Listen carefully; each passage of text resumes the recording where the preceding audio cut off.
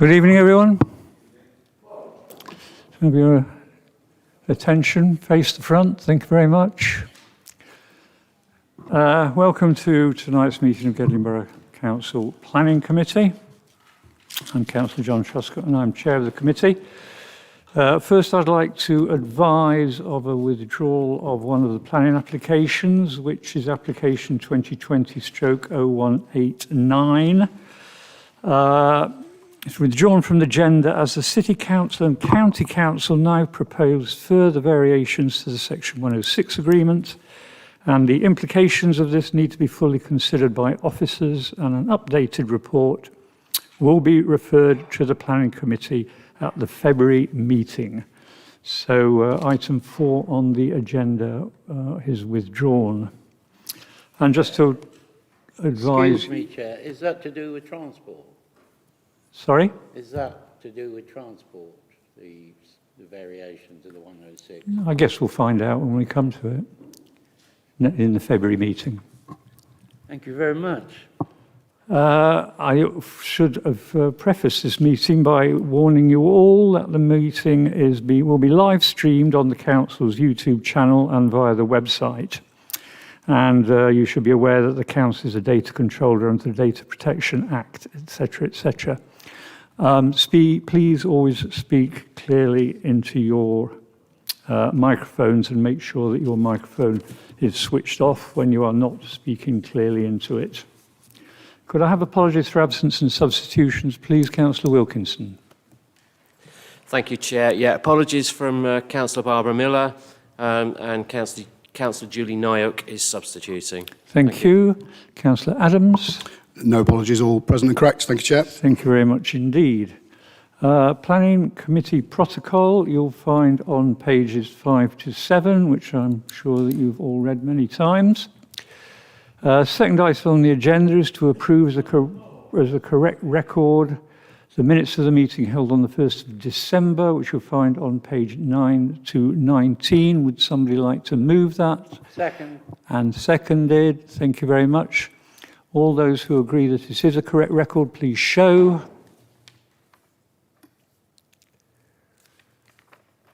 And against and abstentions. Thank you.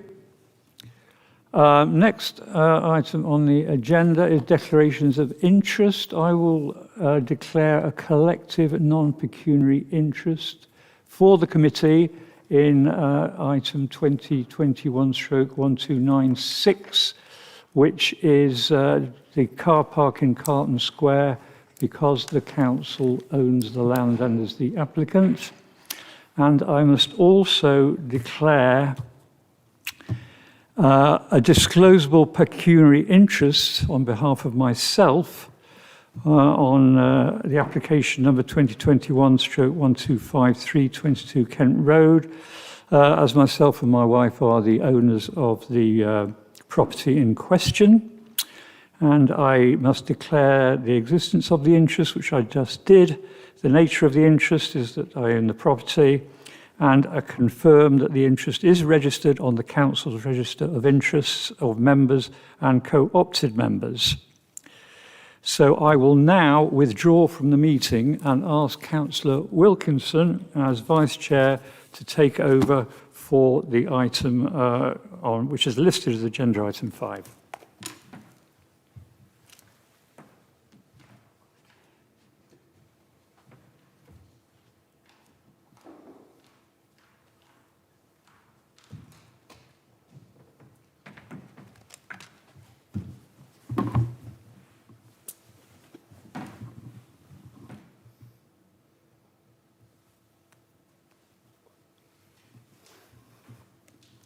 Thank you. So I would like, therefore, to declare a collective non-pecuniary interest in this application on the grounds that Councillor Truscott is known and very well known to most of us.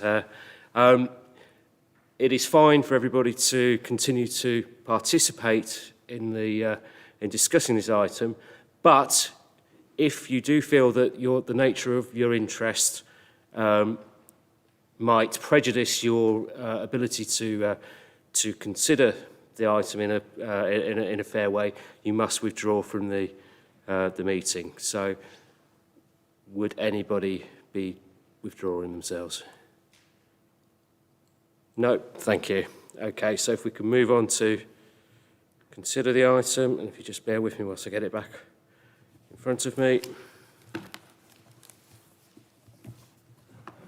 Okay, so this is application number 2021/1253, 22 Kent Road, Mapley, the construction of a single-storey rear extension.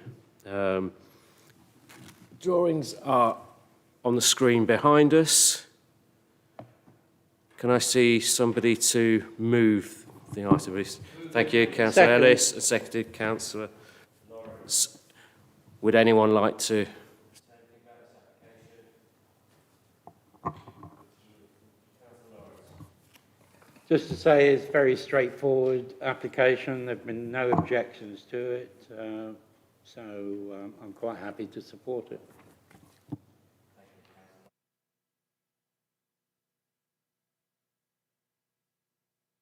So the application is to construct a single-storey rear extension, and the recommendation from the officers is to grant permission subject to the conditions listed in your agenda.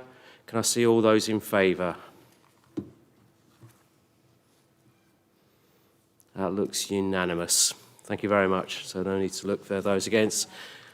So we can call Councillor Truscott back, and I can go back to my seat.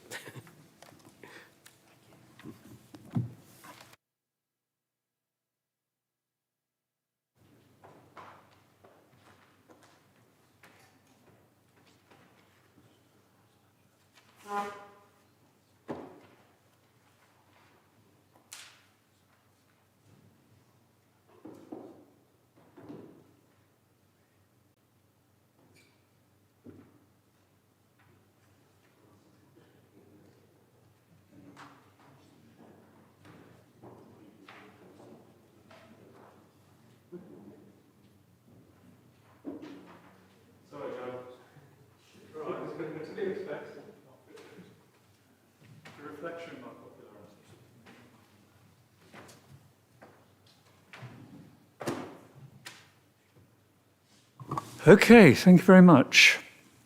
So we can move on to application 2021, which you'll find on page 36 of your agenda papers, which is a CCTV camera associated transmission equipment and column, applicant Gedling Borough Council. Would anybody like to move this application? Seconded. Okay, thank you. Can we open a debate on this? Anybody like to speak? Yes, Councillor Wilkinson. Thank you, Chair. This sits in my ward, so I'm very pleased to see it. I welcome extra measures being taken to combat antisocial behaviour, so I have no hesitation in supporting this application. Councillor Barnes.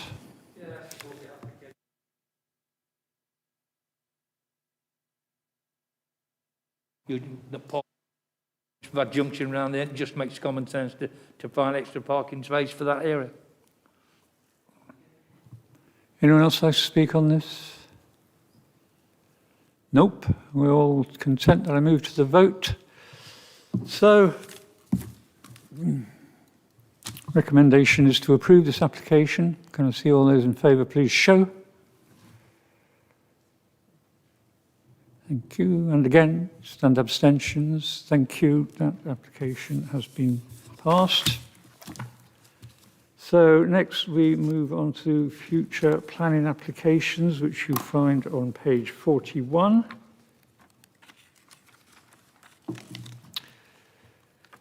The only thing for this, actually there's another one with Teal Close.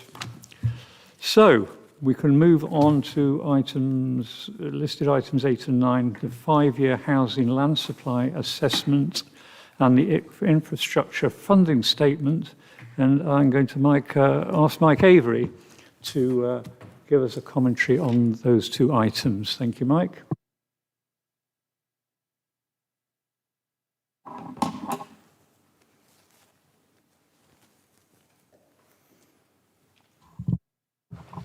Thank you, Chairman.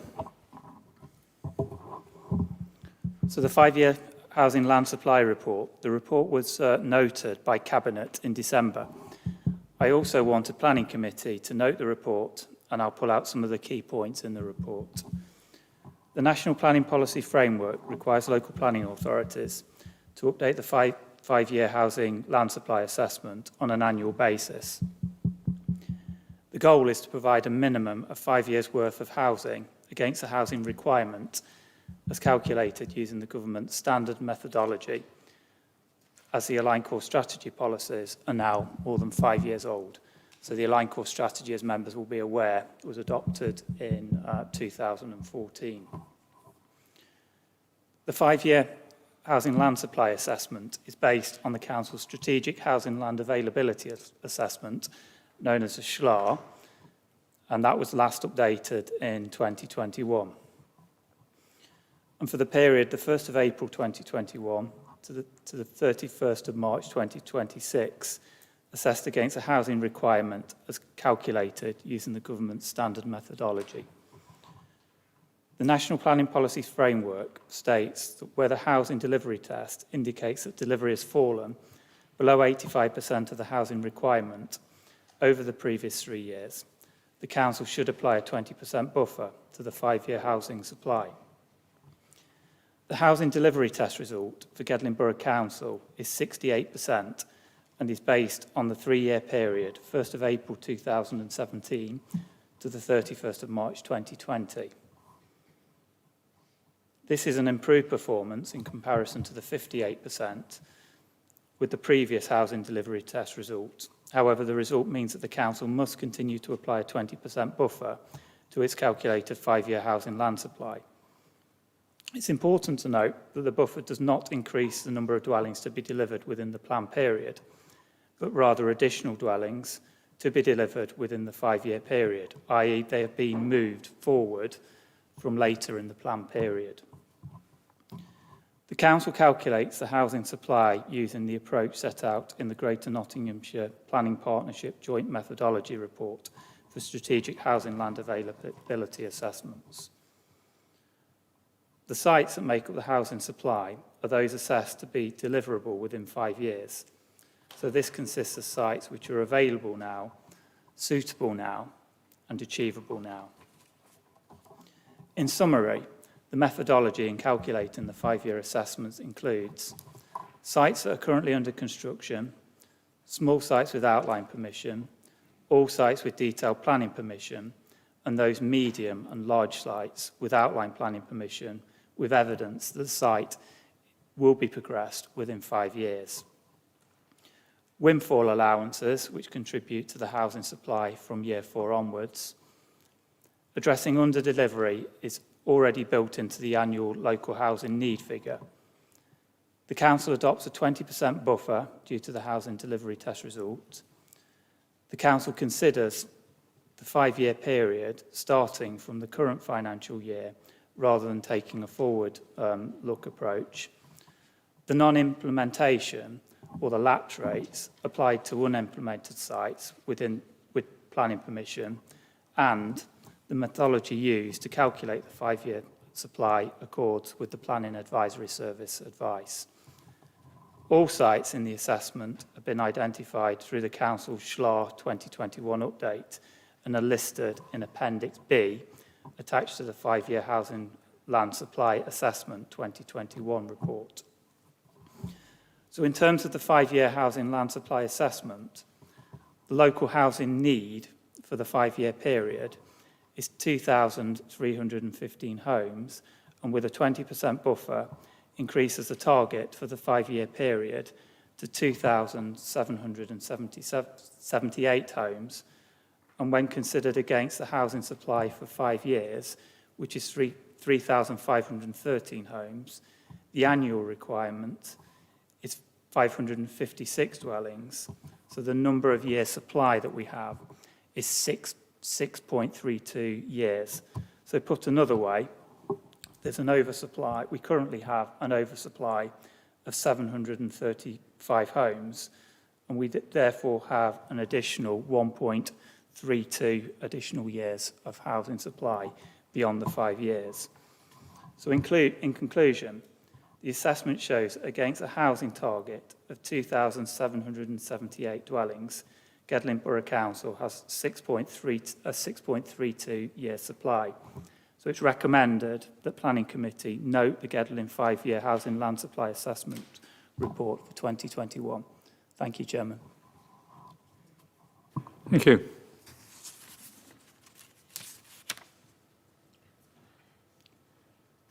Do you want to take any questions at this stage? Does anybody have any questions? Councillor Ellis. Thank you, Chair. Mine's not so much a question as a comment. I'd just like to welcome this assessment, which I think satisfies the government requirements, allows us to meet the government set targets, and to meet the housing needs of the area.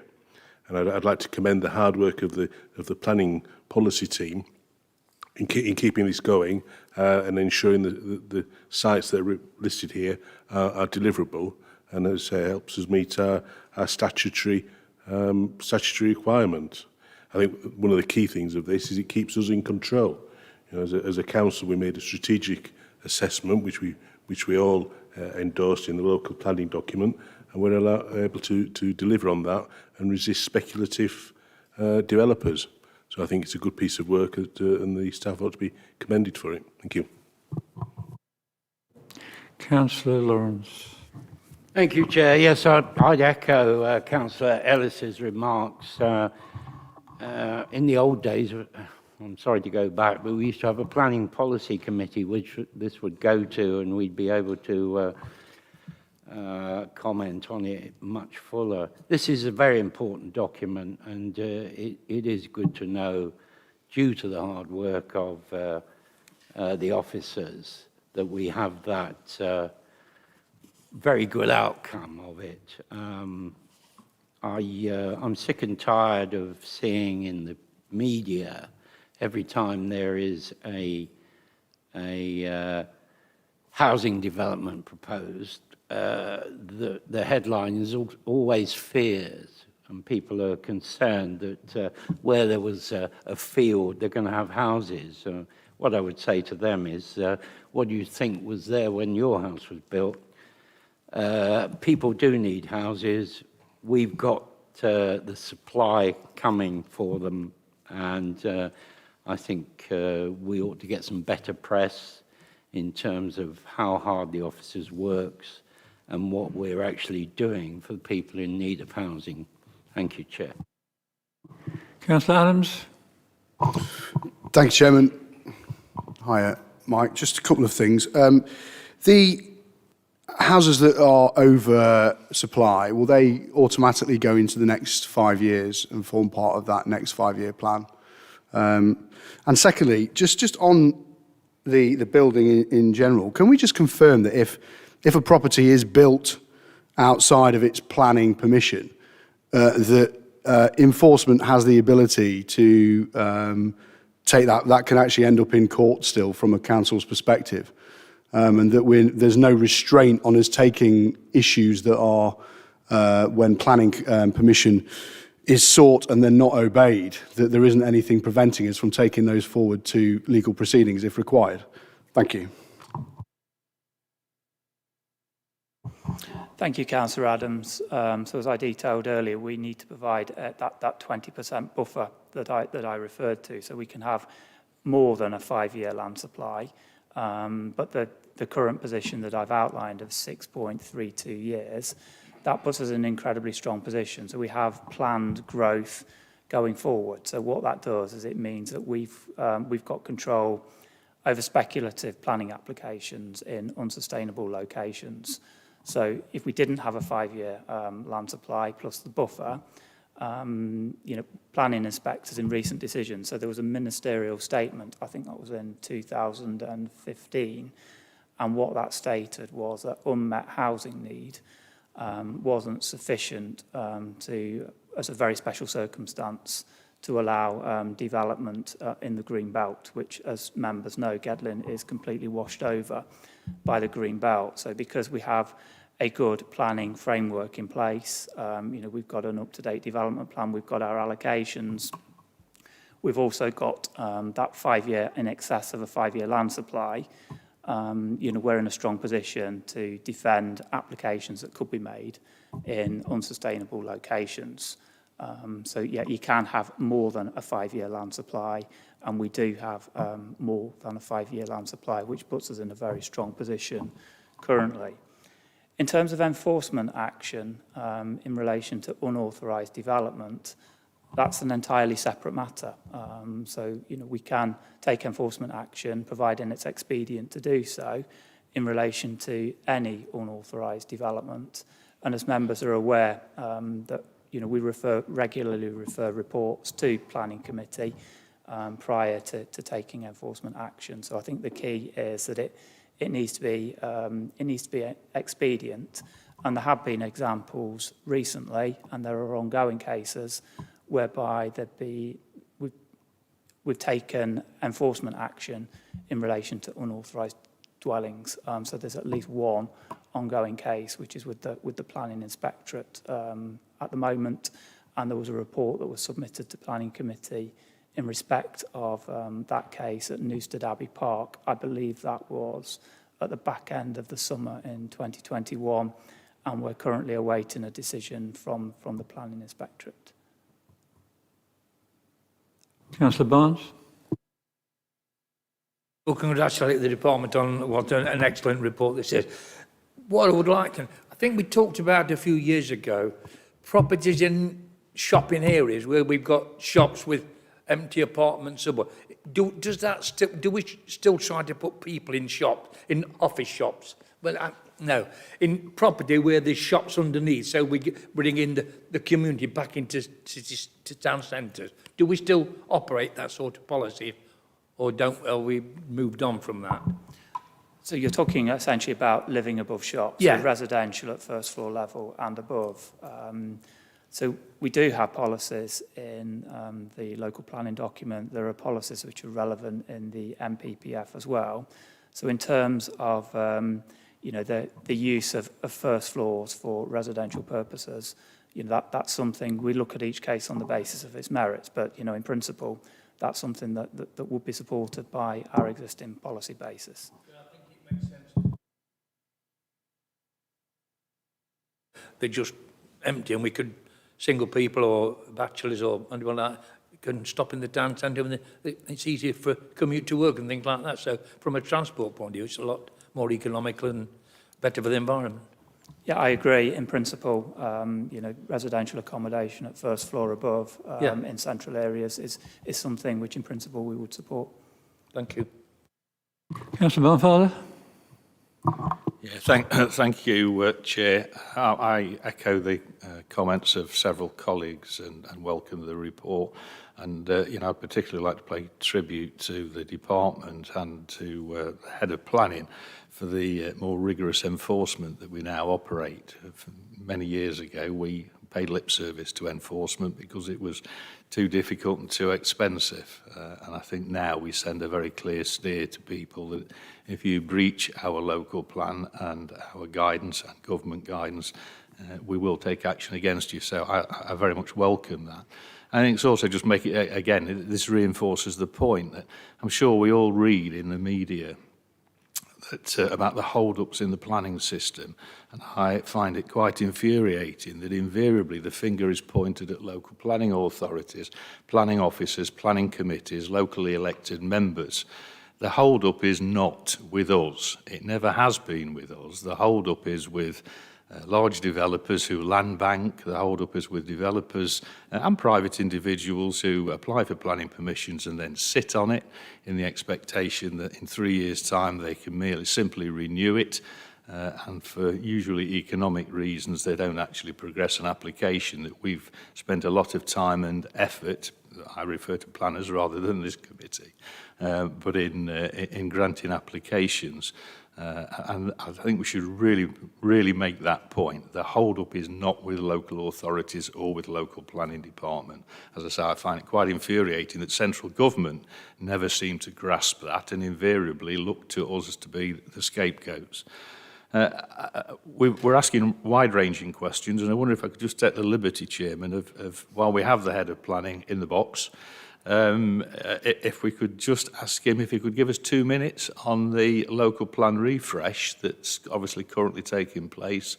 I know there's been some consultations. We don't obviously have an opportunity, we have got a light agenda today, to ask the head of planning to maybe give us an update as to where we are with the work that's being done by the planning policy team in as I say, the refresh that they're currently doing on the local plan. Thank you, Councillor Barnfather. So as members are aware, there's recently been a briefing note which has been circulated by Councillor Hollingsworth, which provides all of the dates. It provides a full update on where we are to date in terms of the review of the Aligned Core Strategy. So going forward, working with partner authorities, it's going to be the Nottinghamshire Strategic Plan. So there has been consultation which has been undertaken on issues and options. There have been various workshops which have been set up with JPAB, which have been attended by the portfolio holder for growth and regeneration. I think Councillor Truscott, I think you were in on one of those workshops as a substitute. So, you know, there are currently discussions ongoing in terms of that distribution of development and in terms of, you know, a public consultation on that strategic plan and those allocations. We're looking at, as I say, the distribution of growth currently in housing numbers, but we would expect a consultation at the back end of this year. So that's what we're working towards at the current time. So I hope that's, you know, that's a very brief update, but we have circulated a briefing note relatively recently, which provides much fuller details. Thank you very much. Do you have any more questions? Councillor Wilkinson. Thank you, Chair. This is a good news story. There's clearly a need for housing in the borough, and we are set targets by central government, and I would like to add my thanks and congratulations to the officers for the excellent work that they've done in terms of bringing these numbers forward. I think you know, it's a real credit to the planning department, planning policy department.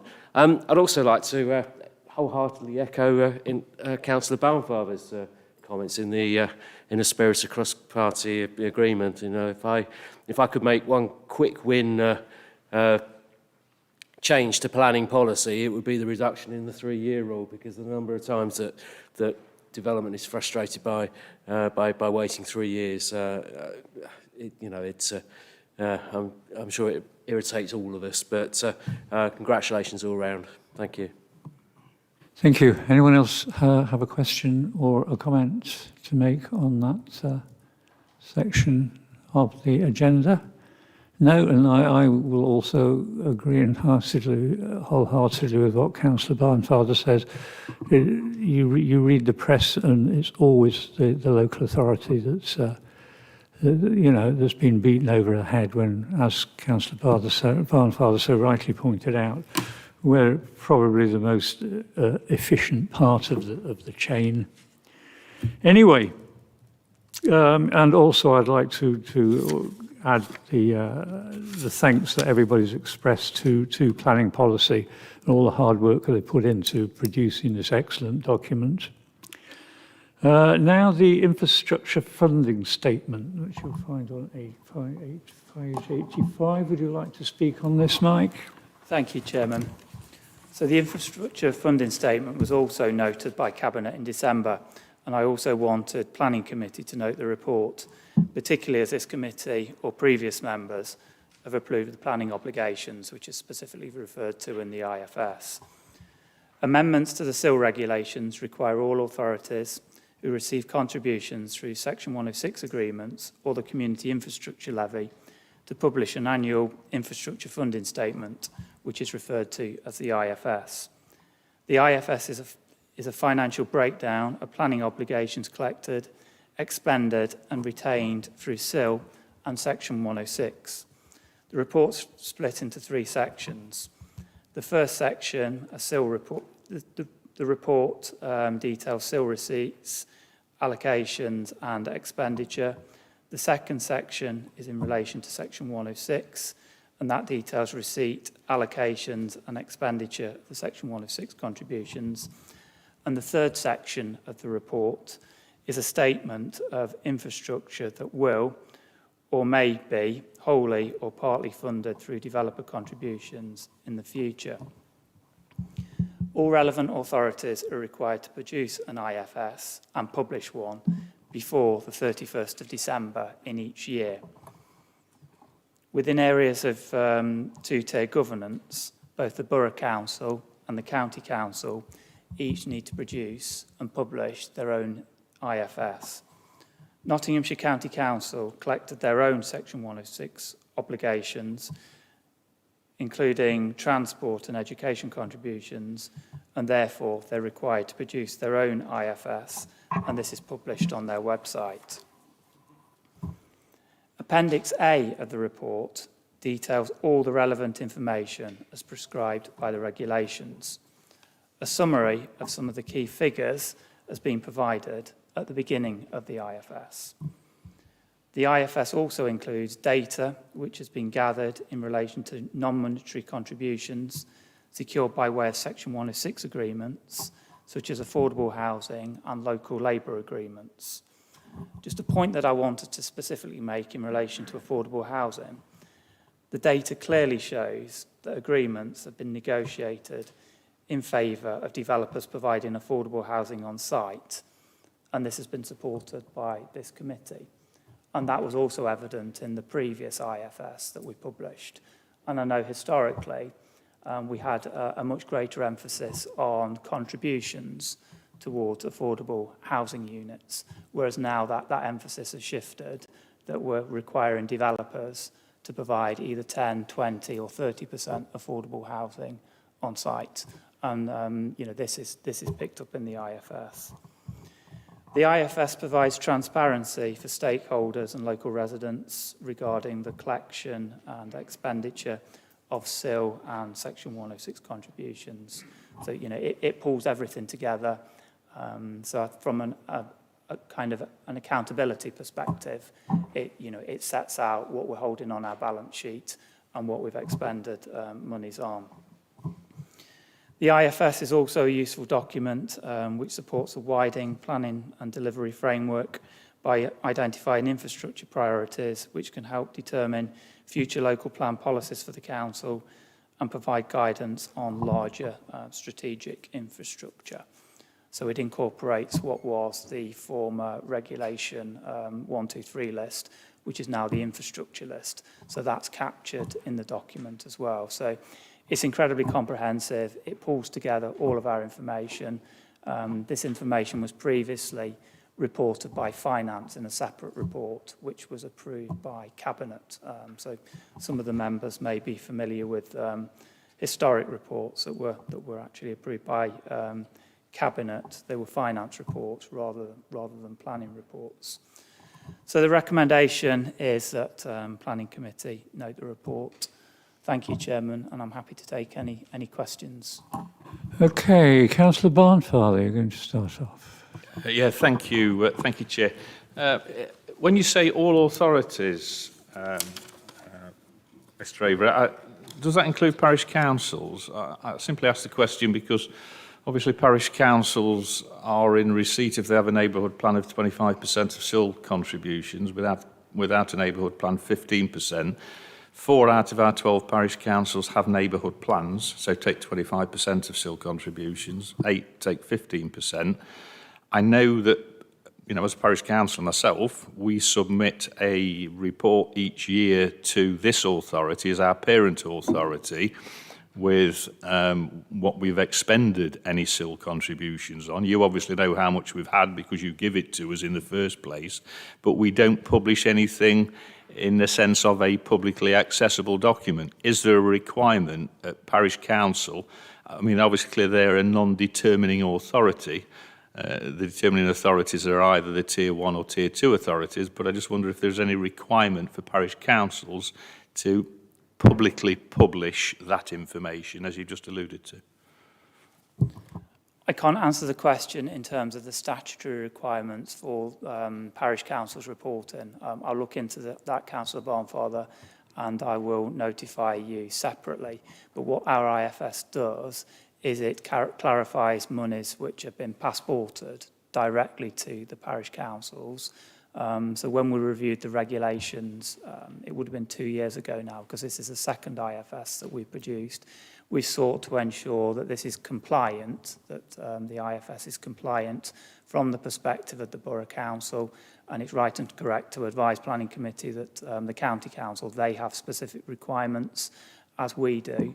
But I'm unable to answer your question about the requirements placed upon parish councils, but I will send you a note separately, Councillor Barnfather. Thanks very much, Mr. I'd be really grateful, because obviously I go to 5 parish council meetings every month. They are unaware of any such obligation. It may well be that as our parent authority, Gedling Borough Council, provide all the requisite legal requirements, they meet them. But I'd hate that the fact that parish councils, through a lack of knowledge, were actually breaching the legislation. So I appreciate that. Thank you. Thank you, Councillor Barnfather. Councillor Adams. Thank you, Chairman. And yes, it's also a lack of knowledge question as well, really. The information will be really useful here. And I suppose what I'd like to make happen, if possible, is there a way that they can contact for any future help with understanding what they can claim for? Because I know there has been a little bit confusion from a couple of parish councillors recently about what they can and cannot obtain and under what circumstances. Is there somebody that I could refer them to directly as well? And yes, thanks again for another detailed and fantastic report, and thanks for the team for putting it together. But yeah, if I could, however we could do that, that would be really useful as a facility to them to help them understand what they can and cannot get access to. Thank you. Thank you. Thank you, Councillor Adams. I'll pass on your thanks and the thanks which have been received from all of the members tonight to the relevant teams and staff involved. In terms of support to parish councils to explain processes, how monies are passported, how monies may be expended, we have a dedicated SIL officer. It's a gentleman called Lewis Widowson. So he's in regular contact with the parish councils, and he's available to answer general queries as well. What I do propose going forward are just a refresh. So, I'd like Lewis to visit the parish council meetings, perhaps during the course of 2022 and 2023, particularly, once restrictions ease, perhaps visit the parish councils in person. I think that will be, be very much welcomed certainly by the parish councils that I've spoken to. Councillor Lawrence. Yeah, am I confused? I thought the answer to Councillor Barnfather's question was on page 10. It says, in accordance with the CIL Amendment England number 2 Regulations 2019, parish councils must publish their own annual reports which detail funding and expenditure for each year where they have received monies passed down through the neighbourhood portion through CIL. It's the details and what it is, the format in which they're required to report that information. I'm not certain in terms of the specifics. I think what Councillor Barnfather was alluding to is, does it need to take the same format as the report that that we publish by the 31st of December each year? So what it is that I intend to do is just go back with some further guidance in terms of what exactly that report ought to comprise of, because there was a lot of work that was done when the amendment to the SIL regulations was introduced to make sure that we're policy compliant, so we can provide some advice to the parish council as well. Councillor Barnfelder. Yeah, thank you, Chair, for allowing me to come back. I appreciate what Councillor Lawrence was identified there, and I had actually read that in the report, and I think I did make the point that we do produce that detail, and we pass that detail to Gedling Borough Council, to Lewis Widdowson as the SIL responsible officer. What I really wanted some guidance on, and I think Mr Avery picked up on it, was what we are obliged to publish publicly in our accounts for, I suppose, the residents of each of the respective parishes. If there is a requirement for us to produce a report, which clearly wouldn't be as detailed as this one, but I suppose of a similar nature, it would be really helpful if there was a sort of a model report or a template, something indicative of what the parish councils are expected to produce, and it may be something that we have to produce alongside with our annual accounts each year through our external auditors. So, as I say, I'd be very grateful for that in the future, being forwarded to us, Mr Avery. Thank you. Any more questions or comments to Mike over this section of the agenda? Yes, Councillor Elwood. Thank you, Chair. I'm just looking at page 107 and it goes on to 108. It refers to the section 106 capital contributions that I presume the council are holding. I just looking at the sort of figures, and the total is 2.3 million, which relates to affordable housing, healthcare, open space.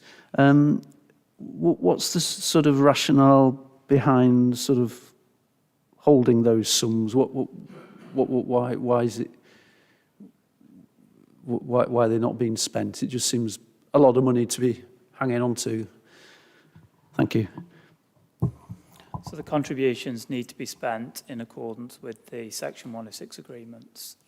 So there are often triggers in the agreements. There are timeframes within the agreements.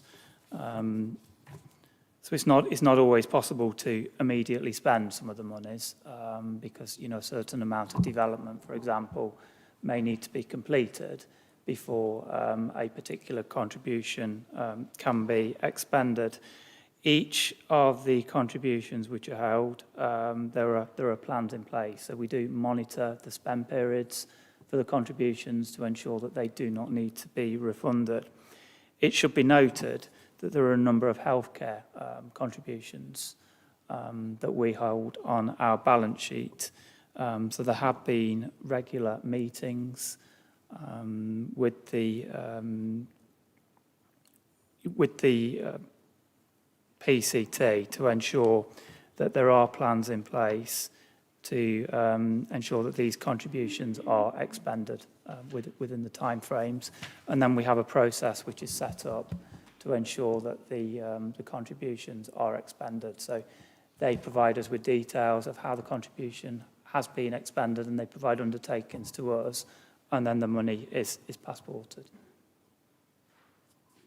So it does seem that there is a significant amount of money which is on our balance sheet, but this is managed to ensure that the contributions are spent to mitigate against the impact of developments which have been approved, and that money will be spent in accordance with the Section 106 agreements. Any more questions, comments, contributions? Councillor Paling. It's more of a comment.